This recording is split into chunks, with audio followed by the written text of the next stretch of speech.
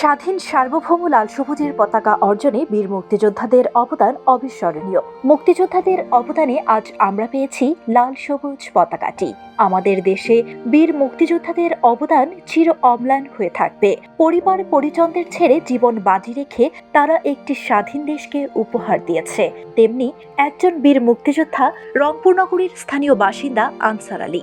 দেশকে ভালোবেসে নিজের জীবনকে বিলিয়ে দিতে বাবা মাকে না বলেই মুক্তিযুদ্ধে ২ নং সেক্টরে যোগদান করেছেন তিনি।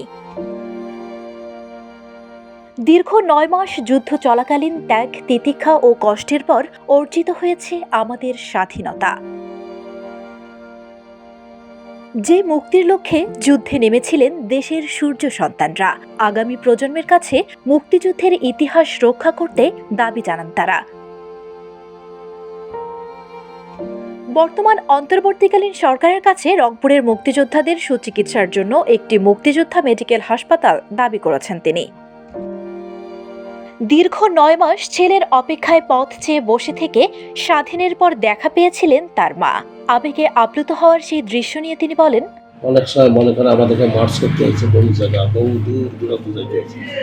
যেমন মনে করেন আমাদের ভাষা নিয়ে ক্যাম্প থেকে হাঁটিয়ে আসতে হয়েছে, সেই মনে করেন নতিপুরা, চন্দ্রপুর ঘাট, আখাউড়া, এই সমস্ত হাঁটিয়ে বহু দূর দূরান্ত আসতে হয়েছে। এক একটি মুক্তিযোদ্ধার ত্যাগের ইতিহাসেই আমরা পেয়েছি বাংলাদেশ। বর্ণালী জামান, বার্তা 24, রংপুর।